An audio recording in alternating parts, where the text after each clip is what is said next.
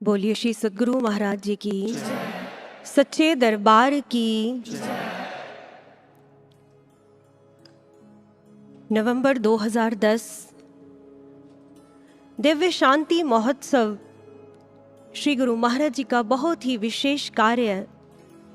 गुरु महाराज जी अपनी direct guidance में सारी तैयारियां करवा रहे थे। और गुरु प्रेमियों, आप सबको याद होगा उस दौरान गुरु महाराज जी लगातार कितने महीने दिल्ली नहीं गए, नूर महल आश्रम में ही रहे। और हम सब महसूस कर सकते हैं, हम सब इस बात का आभास कर सकते हैं कि उस दौरान जो दिल्ली में गुरु महाराज जी के शिष्य हैं, जो गुरु महाराज जी के भक्त हैं, उनकी क्या दशा हो रही होगी गुरु महाराज जी के दर्शनों के बिना। उनमें से कुछ भक्तों ने यहाँ नूर महल आश्रम में एक साध्वी बहन जी को फोन किया, उनको रिक्वेस्ट की, कृपया आप हमारे भाव गुरु महाराज जी तक पहुंचा दीजिए। उन्होंने अपने सारे भाव उस साध्वी बहन को लिखवाए और वो साध्वी बहन भावों की वो पाती लेकर श्री गुरु महाराज जी के चरणों में पहुंच गई और वहां पर बैठकर गुरु महाराज जी को सारे भाव पढ़कर सुना रही हैं। कब कितना क्यों ना जाने, कितने प्रश्न हमें तड़पाएंगे जब हर कोई यह पूछ रहा है, महाराज जी कब आएंगे? महाराज जी ये दंड है या फिर परीक्षा है? हर पल प्रतीक्षा है, हर रोज प्रतीक्षा है। अब ये मत कहना यहाँ बहुत व्यस्तताएं हैं, आप ही ने तो समझाया है, सबसे ऊपर तो भावनाएं हैं। ये कुछ दिनों का नहीं गुरुवर, ये कुछ दिनों का नहीं गुरुवर, इतने महीनों का हिसाब है। या तो फिर आप भूल गए हैं या फिर गिनती ही खराब है। कल आऊंगा, जल्दी आऊंगा, कितने महीने निकल गए। सबको सच बतलाने वाले अपने वायदों से क्यों फिसल गए? जैसे ही महाराज जी ने ये सुना, जोर से ताली लगाकर हंस दिए, हम फिसल गए। अच्छा, हम फिसल गए अपने वायदों से। महाराज जी हंस रहे हैं, मुस्कुरा रहे हैं और महाराज जी खूब आनंद लेते हैं हमारे ऐसे भावों का, उल्हानों का। और हंसते हंसते महाराज जी ने उस साध्वी बहन को कहा, मेरा संदेश दे देना उनको, ढेर सारा मेरा आशीर्वाद, और कह देना हम अवश्य आएंगे, हम जल्दी वापस आएंगे। लेकिन गुरु प्रेमियों, उनको महाराज जी ने कह तो दिया कि हम जल्दी वापस आएंगे। पूरे 11 महीने बाद महाराज जी नूर महल से दिल्ली गए। गुरु महाराज जी कह तो आप अब भी यही रहे हैं कि मैं जल्दी वापस आऊंगा। और आपके इस एक वाक्य, इस एक वायदे के सहारे हमने इतने वर्ष काट लिए हैं। लेकिन अब यह इंतजार कुछ दिनों का नहीं है, कुछ महीनों का नहीं है, वर्षों बीत गए हैं महाराज जी, एक पूरा दशक बीत गया है। गुरु प्रेमियों, आज हम सभी अपने मनोभाव गुरु महाराज जी के चरणों में रखते हैं, सामूहिक भावों की बातें महाराज जी के चरणों में रखते हैं कि महाराज जी निस्संदेह, हमें यह दृढ़ विश्वास है कि आप अवश्य लौट कर आएंगे। लेकिन अब हमारे इस विश्वास के साथ कुछ प्रेम भरे शिकवे, कुछ प्रेम पगे उल्हाने जुड़ गए हैं। महाराज जी आखिर देरी क्यों? गुरु महाराज जी, अगर आपकी जल्दी ऐसी है तो आपकी देरी कैसी होगी? हमें आपका यह जल्दी शब्द समझ में नहीं आ रहा। क्या आप हमें भूल गए हैं महाराज जी?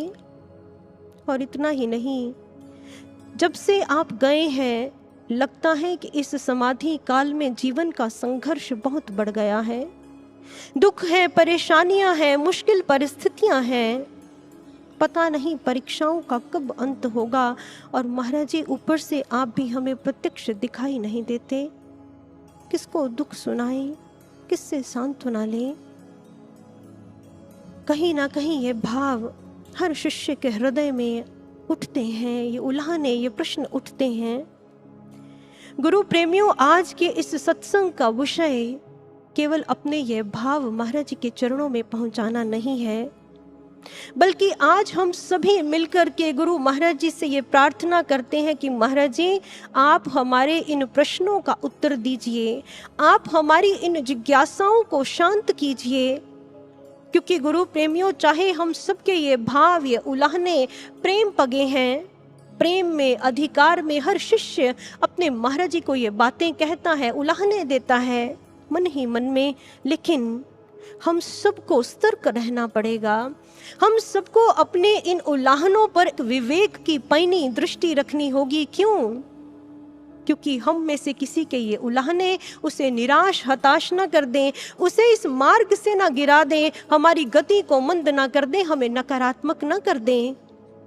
इसलिए आज गुरु महाराज जी की प्रेरणा से हम अपनी सब जिज्ञासाओं को शांत करेंगे गुरु महाराज जी के प्रवचनों के माध्यम से, जो गुरु महाराज जी ने अपनी अनुकंपा से दिव्य अनुभूतियां करवाई हैं, और कुछ ऐतिहासिक तथ्यों को मिला करके हम अपने इन प्रश्नों का उत्तर प्राप्त करते हैं। आइए आगे बढ़ते हैं।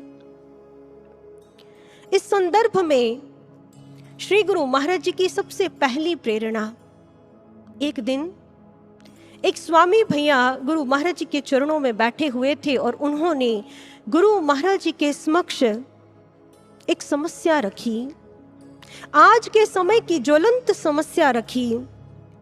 उन्होंने कहा, गुरु महाराज जी, आपके दरबार से अनेकों भक्तों के कष्ट दूर हो गए, दुख दूर हो गए, किसी की मृत्यु आपने काटी, किसी को संतान प्राप्ति हुई, किसी के रोग शोक दूर हो गए, लेकिन महाराज जी, हम देखते हैं कि कई प्रेमी शिष्यों के घरों में बहुत समस्याएं हैं।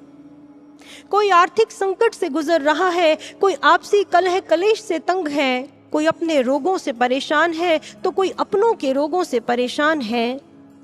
वो साधना भी करते हैं, सुमिरन भी करते हैं, सेवा भी करते हैं, लेकिन दुख है, मुश्किलें हैं। ऐसे में महाराज जी क्या करना चाहिए?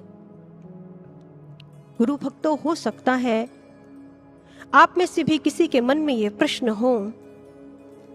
जब गुरु महाराज जी ने इस प्रश्न को सुना, गुरु महाराज जी थोड़ा गंभीर हो गए और फिर गुरु महाराज जी ने समझाया, इसका उत्तर दिया। महाराज जी ने कहा, जब एक शिष्य गुरु की शरण में आता है तो उसके जन्मों जन्मों के कर्मों की फाइलें खुल जाती हैं। गुरु उसका आज तक का सारा रिकॉर्ड चेक करता है, रिकॉर्ड देखता है, और फिर महाराज जी ने हम सब के लिए एक विराट आह्वान किया।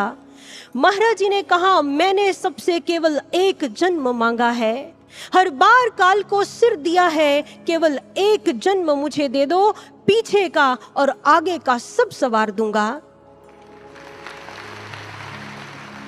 महाराज जी ने उस भैया को कहा, जाओ जाकर कह दो, सबको ये बता दो कि केवल यही जन्म अब आपके हाथ में है, निकाल लो अपने लिए जो निकालना है इस बार। महाराज जी का ये विराट आह्वान हमने मंच के माध्यम से, गुरु महाराज जी के प्रवचनों के माध्यम से अवश्य सुना होगा। हर बार काल को सिर दिया है, केवल एक जन्म गुरु को दे दो। इस कड़ी में गुरु महाराज जी की दूसरी प्रेरणा, गुरु महाराज जी ने समाधि की अवस्था में जाने से पहले हम में से कुछ शिष्यों को यह बताया था कि नवयुग आने से पहले, अर्थात कलयुग और नवयुग के बीच एक स्वर्णिम काल आएगा, एक स्वर्णिम समय आएगा। और गुरु प्रेमियों, इस समाधि काल के दौरान गुरु महाराज जी ने समाधि में जाने के बाद ये स्पष्ट बता दिया दिव्य अनुभूतियों के माध्यम से कि यह समाधि काल ही स्वर्णिम काल है।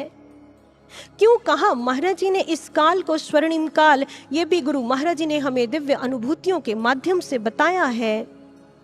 महाराज जी एक साधक के अनुभव में आए और गुरु महाराज जी ने उसे कहा, अगर आप इस समय मेरी आज्ञाओं में चलोगे तो मैं आपकी अब तक की सारी गलतियां माफ कर दूंगा। आने वाला समय, बनने वाला इतिहास केवल आपकी अच्छाइयों की ही गाथा गाएगा। यह बोनस राउंड चल रहा है, गुरु महाराज जी ने कहा।